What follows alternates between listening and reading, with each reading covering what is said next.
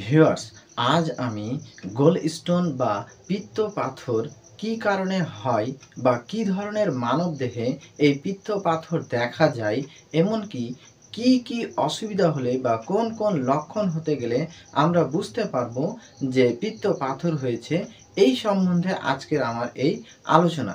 তবে আমার চ্যানেলে যদি নতুন হয়ে থাকেন তাহলে অবশ্যই সাবস্ক্রাইব করবেন এবং পাশের বেল আইকন প্রেস করে অল নোটিফিকেশন অন করে দেবেন।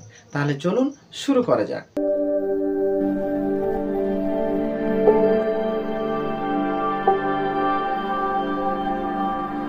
প্রথমেই আমি বলবো এই পিত্ত পাথর কি ধরনের মানব দেহে হয়। এটা হয়ে থাকে ছোট বড়, ছেলে মেয়ে এবং মোটা পাতলা উভয়ের ক্ষেত্রে এটা হয়ে থাকে। তবে মেনলি মেয়েদের ক্ষেত্রে বেশি দেখতে পাওয়া যায়, যেটা হলো যাদের ওজন বেশি, মোটা সোটা, high cholesterol, high fat level থাকে, তাদের ক্ষেত্রে এটা বেশি দেখতে পাওয়া যায়। এমনকি ৩২ থেকে ৪৫ বছরের মধ্যে যে সমস্ত মেয়েরা আছে তাদের ক্ষেত্রে এই পিত্ত পাথর বেশি দেখতে পাওয়া যায়। এবার আমরা জানবো কিভাবে যে পিত্ত পাথর হয়েছে।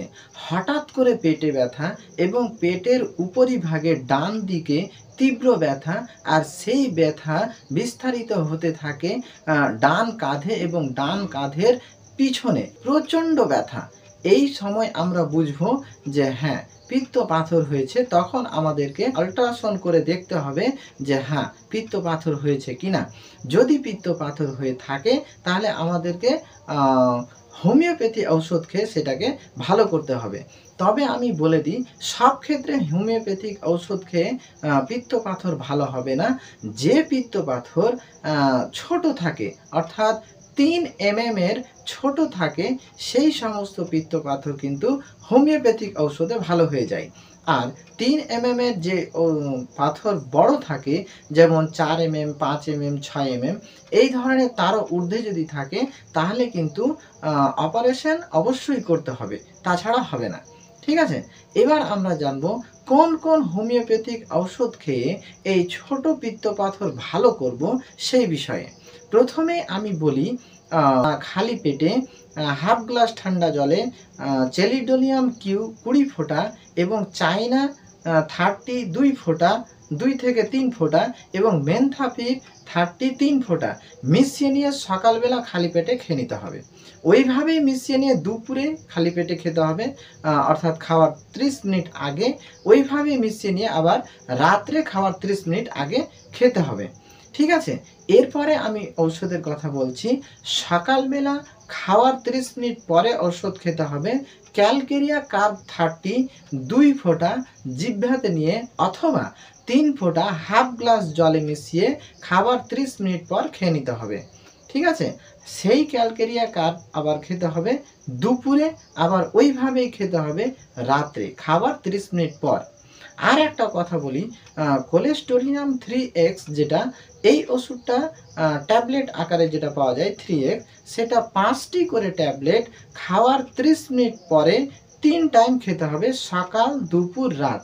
খাওয়ার 30 মিনিট পরে 5টি ট্যাবলেট মুখে নিয়ে চাবিয়ে খেয়ে উষ্ণ গরম জল খেতে গেলে বেশি ভালো, তবে ঠান্ডা জল খেলেও হবে। এইভাবে কন্টিনিউ 3 মাস খেতে গেলে পিত্ত পাথর ভালো হয়ে যাবে। তবে বারবার বলে রাখি, এই পিত্ত পাথর কিন্তু ৩ mm এর নিচে যদি হয় তাহলে হোমিওপ্যাথিক ওষুধ খেয়ে এই পিত্ত পাথর ভালো হয়ে যাবে, প্রায় আনুমানিক ৩ মাস। তার সাথে চর্বি জাতীয় খাবার খাওয়া মোটেই চলবে না, এমনকি দুধ, মাংস খাওয়া চলবে না, ঝাল মশলা খাওয়া চলবে না, ফুলকপি, শিম এই ধরনের খাবারগুলো খাওয়া চলবে না। কোন কোন খাবার খাওয়া চলবে না? যেটা আপনার বেশি গ্যাস হয়, হ্যাঁ, শরীরে গ্যাস হয়, সেই সমস্ত খাবার খাবেন না। কারণ বিভিন্ন খাবার বিভিন্ন মানুষদের গ্যাস হয়। যেমন কিছু লোকের গ্যাস হয় ফুলকপি খেয়ে, কিছু লোকের গ্যাস ফুলকপি খেয়ে হয় না। ফলে আপনারা ভালো করে জানেন যে আপনার কোন খাবারটাতে গ্যাস হয়, ওই খাবার আপনি একেবারে খাবেন না ওষুধ খাওয়াকালীন প্রায় ৩ মাস ধরে। আর বেশি বেশি অবশ্যই জল খাবেন, কারণ পিত্ত পাথর ভালো হওয়ার ব্যাপার আছে, ওই জন্য বেশি বেশি জল খেতেই হবে, মাস্ট 3 থেকে 4 লিটার পার ডে খেতেই হবে।